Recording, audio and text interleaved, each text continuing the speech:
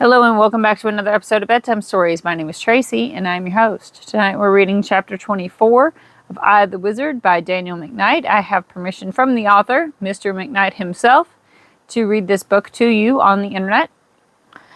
Before I get started on that, I need to ask you a series of very serious queries. Have you gone pee in the potty yet?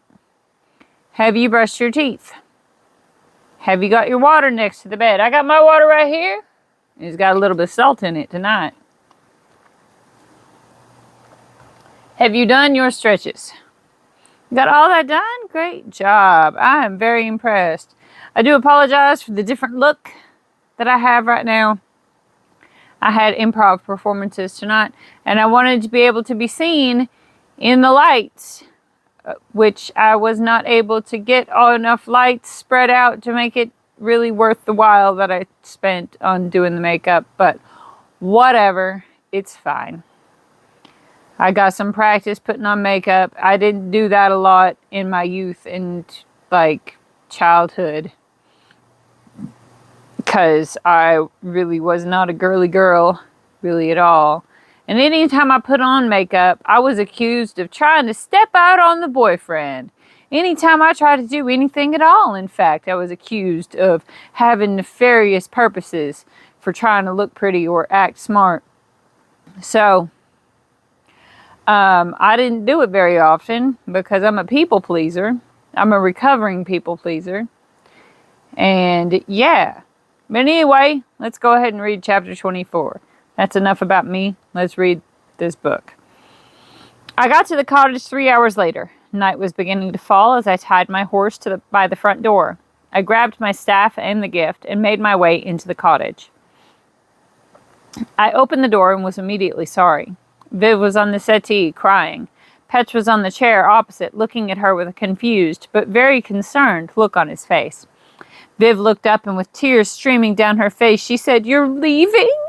Tomorrow?" "Well, Bo, you can't go. You just can't." "You did know I was going back. There doesn't seem to be anything more I can do here." "Can't you just stay one more day? Bo, can you?" "One more day, yeah, sure, I guess. One more day won't make a difference. Besides, I have to pick up Ray's horse at the blacksmith's." She got up and ran to me, throwing her arms around my neck. "Oh, I almost forgot. This is for you," I said, handing her the cloth-wrapped gift. She snatched it out of my hand, sat down and unwrapped it, pulling the globe out and holding it up. She started to cry again. "Oh, Bo, it's beautiful. You shouldn't have." She turned towards Petch and said, "You can sleep in my bedroom tonight." "Oh, ma'am, thank you, but I shouldn't put you out. The barn is fine." "You aren't putting me out. The room is going to be empty no matter what," she said, grabbing my hand and dragging me to my back room.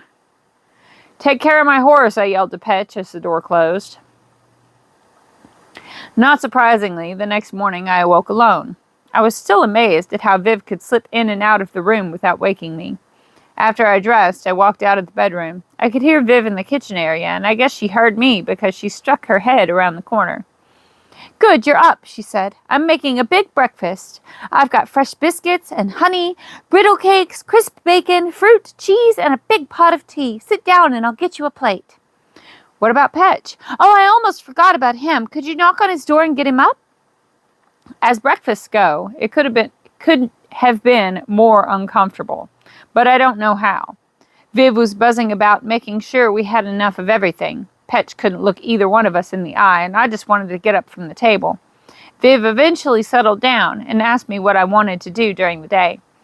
I figured that after I get washed up, I would head down to Ray's fishing spot, just relax out there for a bit, and perhaps say my last goodbyes, if you know what I mean. You could come along if you want. "No, I don't think I could ever go back there." A little too quickly, Petch asked, "May I come?" From the uncomfortable way he looked, I guess he just didn't want to be alone with Viv. "Yeah, sure, you can come, but I need to send you into town to pick up Ray's horse, too. You can just take off for Plowden from there." I wondered if he ever even kissed a girl before. "Do what you need to do to get ready, then saddle the horses. I'd like to be on our way in about a half an hour." "Right. Yes, sir." He jumped up and hurried off to his room. "How long do you think you'll be?" Viv asked. "I don't know. Not too long, I guess." "Good. can you go into the village and pick up some wine while you're done? When you're done? I want to cook a big dinner. I'll tell Petch. He can get it while he picks up the horse. But you really don't. I know, but I want to, she said. Now I have lots to do. I have to pull some veg from the garden and catch a chicken or two. Do you like them boiled or roasted? Oh, it doesn't matter. I'll cook them both ways. I've got it in there crossed out. Anyway, she picked up some plates from the table and went into the kitchen. I'll see you when you get back.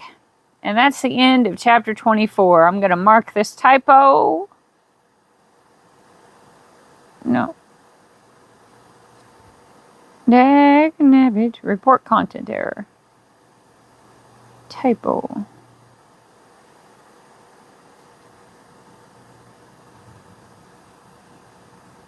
No, we're just going to say it shouldn't be there. No, we're just going to say it. It should be nothing.